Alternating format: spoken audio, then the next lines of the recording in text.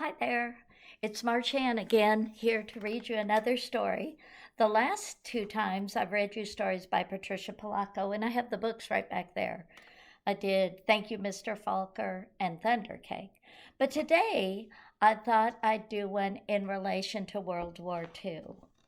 And this is just one that really has touched my heart and I thought was wonderful. This story is called Baseball Saved Us. It's by Ken, and I won't even try and say his last name because I have tried and I'm not successful. And I don't want to insult him by mispronouncing it horribly. Anyway, there are several stories by this gentleman, and this is the first one I'll read to you by him. There's an author's note at the beginning of the story that really sets the tone and gives you an idea of a background for this story. It says in 1942, while the United States was at war with Japan, the U.S. Army moved all people of Japanese descent away from the West Coast. They were sent to internment camps in the middle of American deserts up until 1945. The reason the U.S. government said was because it could not tell who might be loyal to Japan. None of these immigrants from Japan or their children who were American citizens were ever proven to be dangerous to America during World War II. In 1988, the U.S. government admitted what it did was wrong. Here we go. One day, my dad looked out at the endless desert and decided then and there to build a baseball field. He said people needed something to do in camp. We weren't in camp that was fun, like summer camp.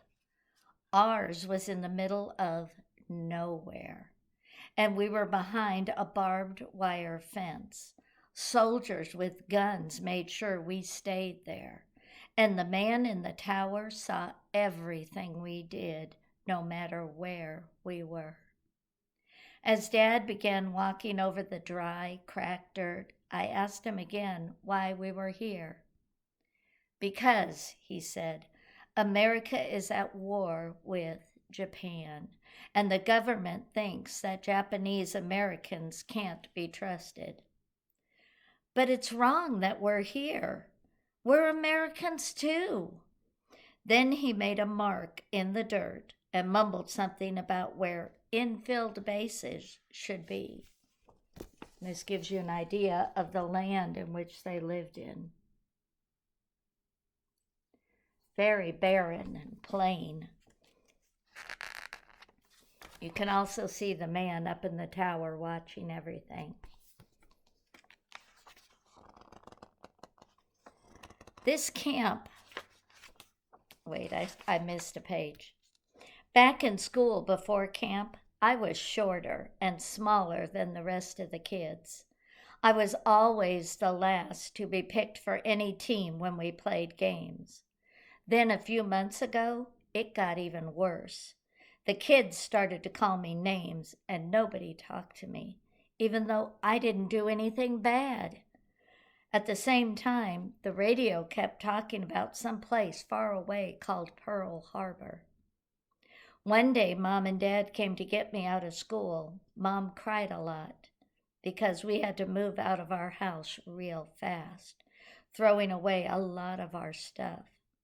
A bus took us to a place where we had to live in horse stalls. We stayed there for a while until we came here. You can see his mom crying in the background. I like the use of simple colors. It just gives more to the tone of the story. This camp wasn't anything like home. It was so hot in the daytime and so cold at night. Dust storms came and got sand in everything, and nobody could see a thing. We sometimes got caught outside. standing in line to eat or to go to the bathroom. We had to use the bathroom with everybody else instead of one at a time like at home. We had to eat with everybody else too, but my big brother Teddy ate with his own friends. We lived with a lot of people in what were called barracks. The place was small and had no walls. Babies cried at night and kept us up. You can see the long lines they had to stand in. Total change from regular life. Back home, the older people were always busy working, but now all they did was stand or sit around. Once Dad asked Teddy to get him a cup of water. "Get it yourself," Teddy said. "What did you say?" Dad snapped back.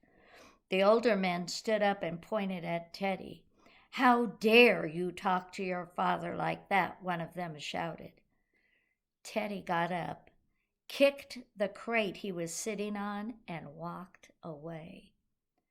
I had never heard Teddy talk to Dad that way before. Everyone was upset. I bet tempers had gotten short. That's when Dad knew we needed baseball. We got shovels and started digging up the sagebrush in a big empty space near our barracks. The man in the tower watched us the whole time. Pretty soon, other grown-ups and their kids started to help. We didn't have anything we needed for baseball, but the grown-ups were pretty smart. They funneled water from irrigation ditches to flood what would become our baseball field. The water packed down the dust and made it hard. There weren't any trees, but they found wood to build the bleachers. Bats, balls, and gloves arrived in cloth sacks from friends back home. My mom and other moms took the covers off of mattresses and used them to make uniforms. They looked almost like the real thing. Look at everyone helping, building the field, building the bleachers, making the uniforms. Quite resourceful. I tried to play, but I wasn't that good. Dad said I just had to try harder. But I did know that playing baseball here was a little easier than back home. Most of the time, the kids were the same size as me. All the time I practiced, the man in the tower watched. He probably saw the other kids giving me a bad time and thought that I was no good. So I tried to be better because he was looking. Soon there were baseball games all the time. Grown-ups played, and us kids did too. I played second base because my team said that was the easiest. Whenever I was at bat, the infield on the other team started joking around and moved in real close. The catcher behind me and the crowd for the other team would say, "Easy out." I usually grounded out. Sometimes I got a single. Looks like a regular baseball game with the crowd and everything. Whoops. Then came one of our last games of the year to decide on the championship. It was the bottom of the ninth inning, and the other team was winning 3-2. One of our guys was on second, and there were 2 outs. 2 pitches, and I swung both times and missed. I could tell that our guy on second was begging me to at least get a base hit so somebody better could get up to bat. The crowd was getting loud. "You can do it! Strike out! No hitter! No hitter!" Look at the determination on his face. He's keen in on that ball. I glanced at the guardhouse behind the left field foul line and saw the man in the tower leaning on the rail with the blinding sun glinting off his sunglasses. He was always watching, always staring. It suddenly made me mad. I gripped the bat harder and took a couple of practice swings. I was going to hit that ball past the guardhouse even if it killed me. Everyone got quiet, and the pitcher threw. You can see him watching, and then him looking, and he's ready.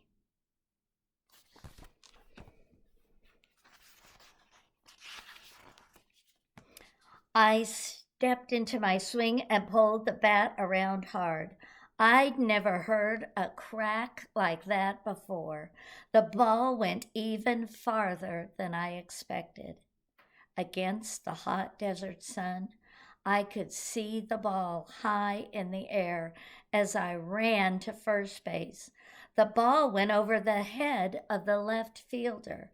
I dashed around the bases, knowing for sure I would get tagged out. But I didn't care, running as fast as I could to home plate. I didn't even realize that I had crossed it. Before I knew it, I was up in the air on the shoulders of my teammates.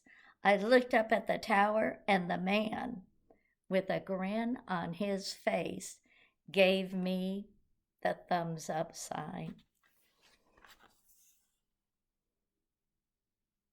You can just feel the joy.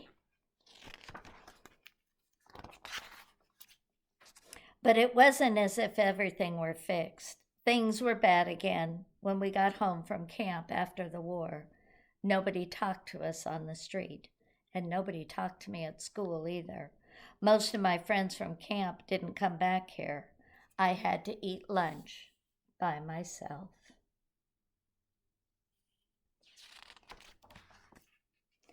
Then baseball season came. I was the smallest guy again, but playing baseball in camp had made me a lot better. The other guys saw that I was a pretty good player. They started calling me Shorty, but they smiled when they said it. By the time the first game came around, I felt almost like part of the team. Everybody was laughing and horsing around on the bus, but as soon as we got out there, it hit me. Nobody on my team or the other team, or even anybody in the crowd, looked like me. When we walked out onto the field, my hands were shaking. It felt like all these mean eyes were staring at me, wanting me to make mistakes. I dropped the ball that was thrown to me, and I heard people in the crowd yelling, "Jap." I hadn't heard that word since before I went to camp, and it meant they hated me. My team came up to bat, and I was up next. I looked down. I thought maybe I should pretend to be sick so I wouldn't have to finish the game, but I knew that would make things even worse because I would get picked on at school for being chicken, and they would use the bad word too. Then it was my turn at bat. The crowd was screaming, the Jap's no good. Easy out." I heard laughing. I swung twice and missed. The crowd roared each time. I missed, drowning out my teammates who were saying, "Come on, Shorty, you can do it." I stepped back to catch my breath. When I stepped back up to the plate, I looked at the pitcher. The sun glinted off his glasses as he stood on the mound, like the guard in the tower. We stared at each other.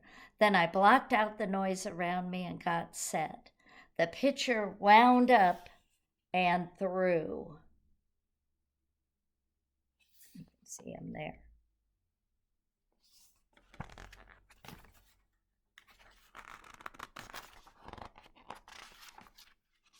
I swung and felt that solid whack again, and I could see that little ball in the air against the blue sky and white puffy clouds. It looked like it was going over the fence.